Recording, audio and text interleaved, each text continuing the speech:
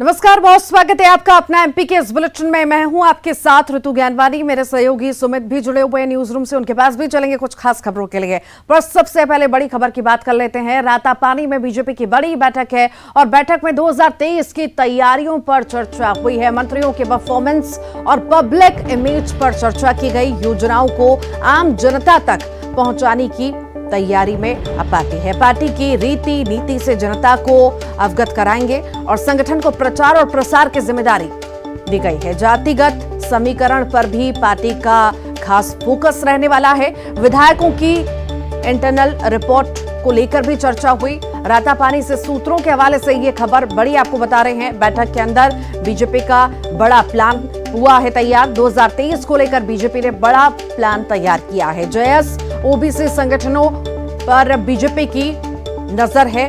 Bhim army Gondwana गणतंत्र पर BJP की नजर पड़ी हुई है। सामाजिक संगठनों के प्रभाव वाले जिलों को लेकर प्लान बनाएगी बीजेपी। राष्ट्रीय संगठन महामंत्री बीएल संतोष सामाजिक संगठनों के प्रभाव खत्म करने के निर्देश। सामाजिक संगठनों के प्रभाव कम करने बीजेपी के बड़े नेता अब उतरेंगे मैदान में। संघ के नेताओं को भी सौंपी जाएगी जिम्मेदारी। एसटी/एससी सीटें जीतने के लिए आज रणनीति बनेगी। –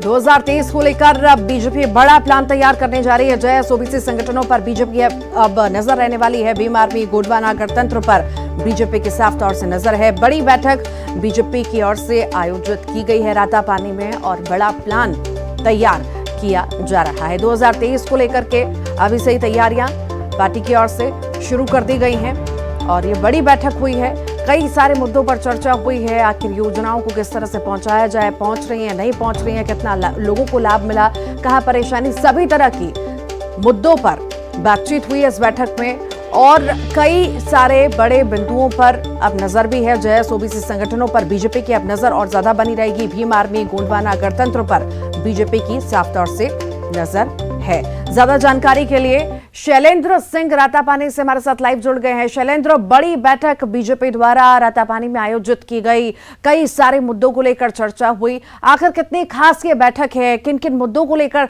चर्चा हो रही है? 23 के हिसाब से 2023 के लिए कितनी खास ये बैठक?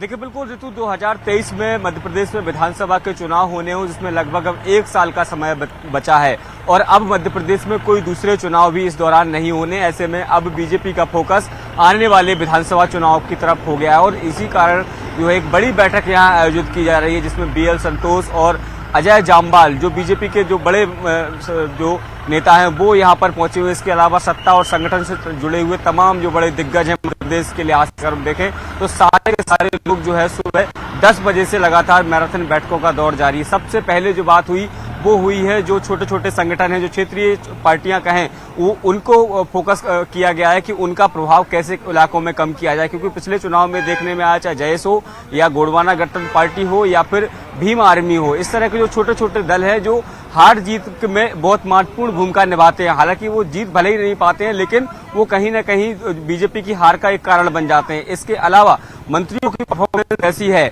इसके अलावा उनकी पब्लिक इमेज क्या है, इस सब को लेकर बड़ी चर्चा हुई। क्योंकि 2023 में जब जनता के बीच में जाना है तो ऐसे में जो मंत्री है और जो विधायक है वो पार्टी का फेस है। यदि उसका फेस ठीक नहीं है तो आने वाले समय में पार्टी को नुकसान उठाना पड़ सकता है और यही कारण है कि उस सबको लेकर भी एक रिपोर्ट तैयार की गई थी जो बीएल संतोष और अजय जाम्बाल के सामने रखी गई। उन्होंने एक सिलसिलेवार उसकी समीक्षा की है। इसके अलावा सबसे महत्वपूर्ण जो युवा होता है, युवाओं को फोकस करने की बात यहाँ पर की गई है कि विभिन्न अलग अलग समाज के जो युवा हैं उनको पार्टी से जोड़ा जाए, ताकि चुनाव के ठीक पहले उन युवाओं के माध्यम से जो समाज के अलग अलग समाज के जो लोग हैं उनको पार्टी के पक्ष में लाया जाए। क्योंकि लगातार ये देखने में आता है, चाहे ग्वालियर चंबल से बात करूं तो वहां पिछले 2018 के चुनाव में जिस तरीके से सवर्ण आंदोलन हुआ, तो ऐसे में ये माना जाता है कि सवर्ण आंदोलन की वजह से उस इलाके में बीजेपी को हार का सामना करना पड़ा।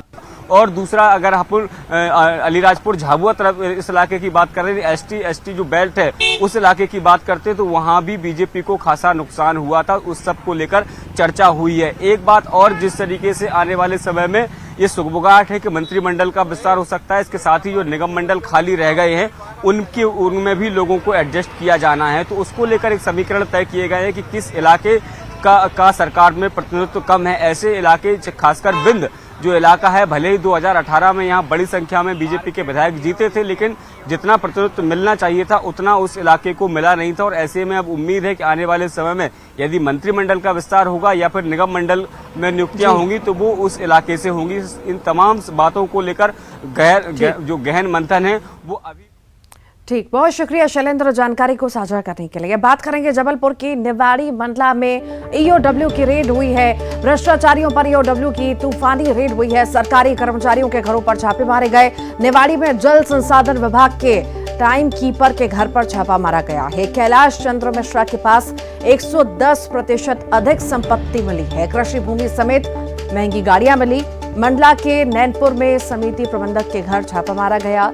गणेश जायसवाल के पास आय से 600% ज्यादा संपत्ति पाई गई है। कई मकान, दुकान और महंगी गाड़ियां मिली। मंडला के नैनपुर चकोर में समिति प्रबंधक पर छापा मारा गया। राजू जायसवाल के पास 1100% आय से अधिक संपत्ति मिली है।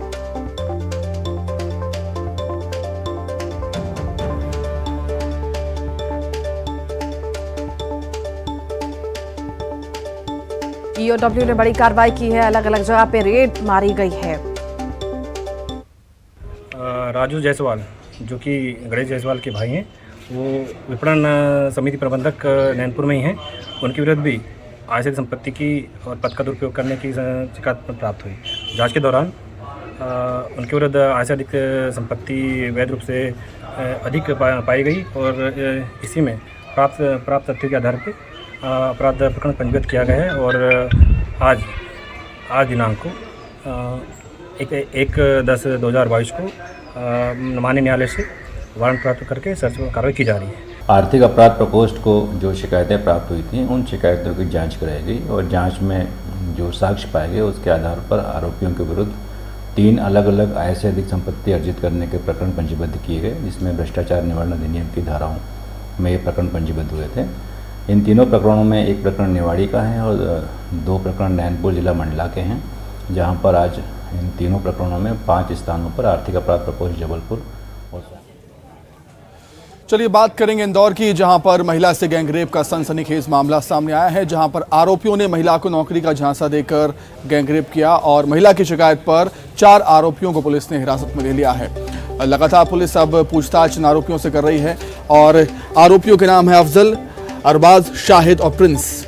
पुलिस से की गई शिकायत में इस गैंगरेप से जुड़ा एक हैरान कर देने वाला खुलासा ये हुआ कि महिला ने एफआईआर में कहा है कि आरोपी ने उससे कहा था कि हिंदू लड़की से संबंध बनाने पर जन्नत नसीब होती है, जिसके बाद उन्होंने गैंगरेप किया और ये बात किसी को बताने पर जान से मारने की धमकी दी। महिला ने पुलिस के पास जाकर एफआईआर की, जिसके बाद आरोपियों को गिरफ्तार किया गया।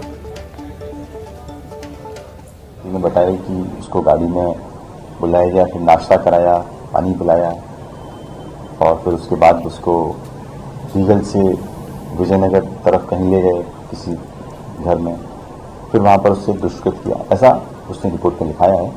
पुलिस सभी बिंदुओं पर इन्वेस्टिगेट कर रही है और जो भी सही होगा उसका कार्रवाई हम लोग करेंगे। इसी बीच बड़ी खबर ग्वालियर से। मंदिर की दीवार तोड़ने को लेकर विवाद हुआ है। स्थानीय लोगों और रनी के हमले में मारपीट हुई। सिकंदर कंपू के इमली नाके का यह मामला आपको बता रहे हैं। स्थानीय पार्षद पर दीवार तोड़वाने के आरोप लग रहे हैं। ग्वालियर की तस्वीरें हैं। मंदिर की दीवार तोड़ने को लेकर विवाद हुआ है। स्थानीय लोगों और नगर निगम कर्मचारियों के बीच विवाद हुआ।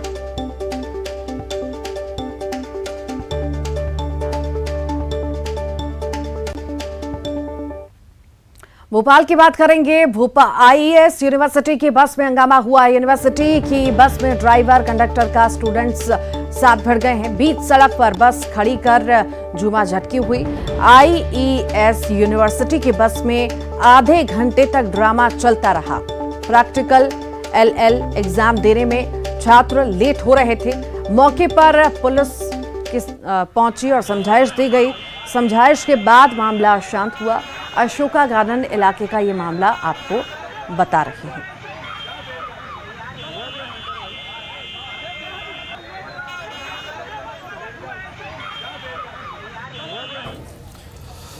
वहीं महात्मा गांधी की जयंती से पहले राजधानी भोपाल में संविदा कर्मचारियों ने दांडी यात्रा निकाली है और भोपाल के साथ साथ प्रदेश के अलग अलग हिस्सों में दांडी यात्रा निकाली गई और सरकार का ध्यान अपनी तरफ खींचने का प्रयास संविदा कर्मचारियों ने किया है। संविदा पर काम कर रहे कर्मचारी अपनी नियमितीकरण की मांग कर रहे हैं। बता दें कि प्रदेश में करीब 1.5 लाख संविदा कर्मचारी कार्यरत हैं जो लगातार ये मांग कर रहे हैं। संविदा कर्मचारी तमाम मांगों को लेकर इस समय दांडी यात्रा निकाल रहे हैं। आप देख सकते हैं यहाँ पे तमाम कर्मचारी जो है इस दांडी यात्रा को राज्य शिक्षा केंद्र से आगे तक निकाल रहे हैं। कुछ लोग मौजूदा हैं। क्या मांगे आप लोग की? पूरा काम मांगे क्या? रमेश यादव प्रदेश मध्य प्रदेश संविदा कर्मचारी अधिकारी महासंघ इनकलाब। आज प्रदेश के संविदा कर्मचारी पूरे प्रदेश के अंदर चरणबद्ध आंदोलन कर रहे हैं, जिसके तहत हम मध्य प्रदेश शासन को ये संदेश दे रहे हैं कि संविदा कर्मचारी 25-30 सालों से काम कर रहे हैं और उनको आधा वेतन दिया जाएगा। वहीं जन अभियान परिषद के संविदा कर्मचारी, गुरुजी, शिक्षा कर्मी, पंचायत कर्मी सबको नियमित कर दिया है और संविदा कर्मचारियों को नहीं किया है। इसको लेकर पूरे प्रदेश के संविदा कर्मचारियों ने आगाज किया है और आज पूरे चरणबद्ध आंदोलन के तहत पूरे प्रदेश में आज दांडी यात्रा हम निकाल रहे हैं। गांधी जयंती कल है, लेकिन हम आज इसलिए कर रहे हैं कि गांधी जयंती पे उनका सम्मान हो और उनका जो भी हमारी मांगे हैं वो शासन तक पहुँचे। कितने कर्मचारी हैं मतलब? पूरे प्रदेश में 1 से 1.5 लाख संविदा कर्मचारी। बिल्कुल नियमितीकरण की मांग को लेके जो है इस तरीके की दांडी यात्रा निकाल रहे हैं, एक मैसेज देने की कोशिश कर रहे हैं ताकि सरकार उनकी मांगों को, जो कि 25 साल तक अभी तक नहीं सुनी, उन मांगों को फिर से सुन सके। कैमरामैन मोहसिन के साथ मनोज राठौर, न्यूज़ 18 भोपाल। जबलपुर से बड़ी खबर है। इस महीने से बिजली अब महंगी होगी। 10 पैसे प्रति यूनिट दाम बढ़ाया गया है। FCA यानी फ्यूल कॉस्ट एडजस्टमेंट कोयले की महंगाई का हवाला देकर के बढ़ाया गया है। FCA 10 पैसे प्रति यूनिट से बढ़ाकर 20 पैसे प्रति यूनिट किया गया है। FCA आज से 31 दिसंबर तक FCA की जो नई दरें हैं वो लागू रहेंगी। बीते अप्रैल महीने में 2.64% बिजली की दरें बढ़ाई गई थी। MP की जनता पर महंगाई का करंट एक बार फिर से आया है। 10 पैसे प्रति यूनिट बिजली अब महंगी हुई है। आज से ये नई दरें लागू हो जाएंगी।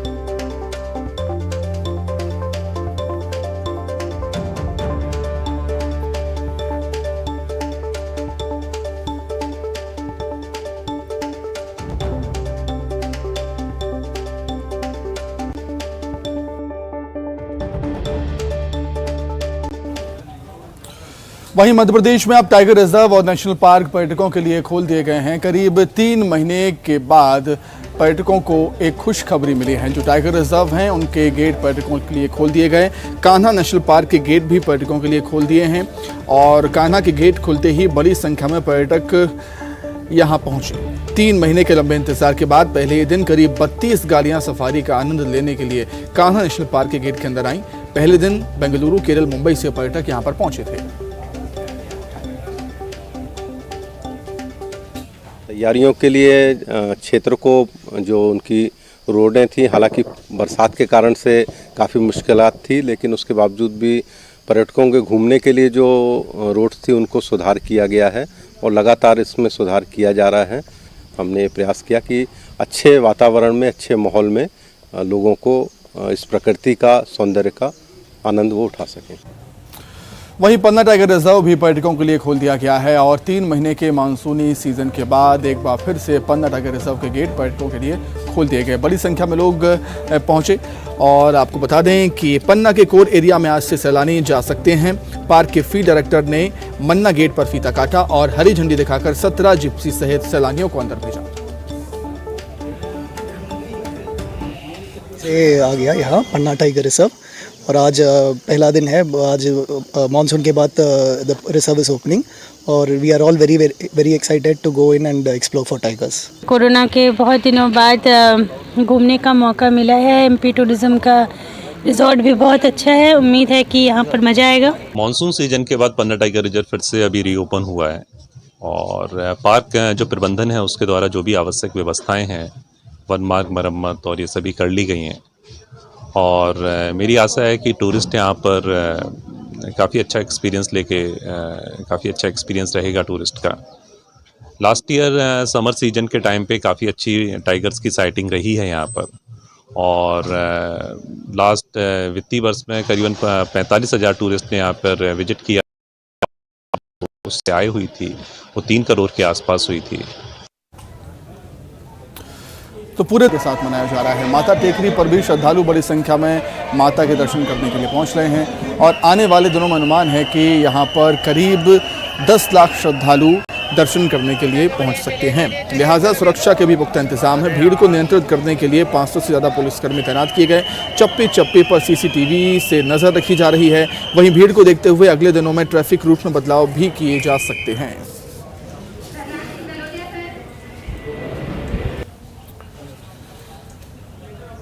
जो श्रद्धालु आएंगे सप्तमी अष्टमी में, उनके लिए विभिन्न स्थानों पर हमने पार्किंग भी बनाई हुई है।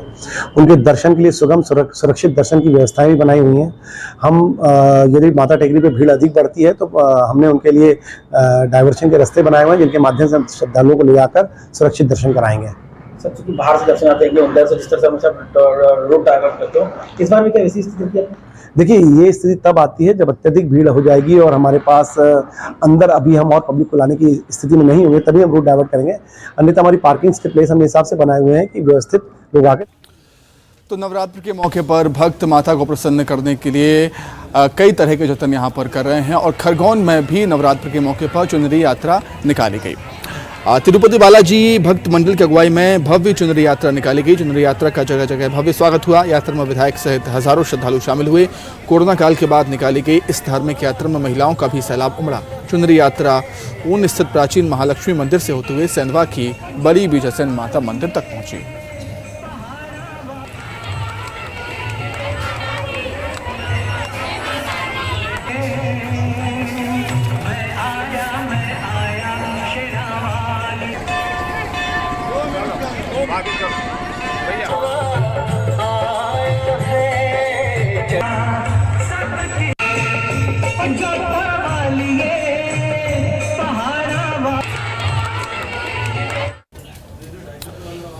वहीं राजधानी दिल्ली में 68वें नेशनल फिल्म पुरस्कार अवार्ड यहां पर दिए गए और समारोह का आयोजन किया गया था। राष्ट्रपति द्रौपदी मुर्मू ने सभी को सम्मानित किया है और जानी मानी हस्तियों को सम्मानित किया। राष्ट्रपति द्रौपदी मुर्मू ने बांग्ला फिल्म अभिजात्रिक को 2 बार सम्मानित किया गया। फिल्म के साथ साथ इस फिल्म के छायांकन को भी पुरस्कृत किया गया।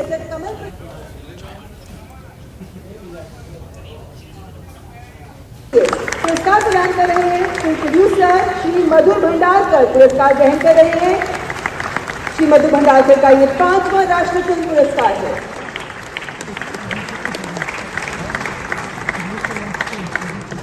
और फिल्म के निर्देशक हैं श्री शुभ्रजीत मित्रा। इन्हें भी रजत कमल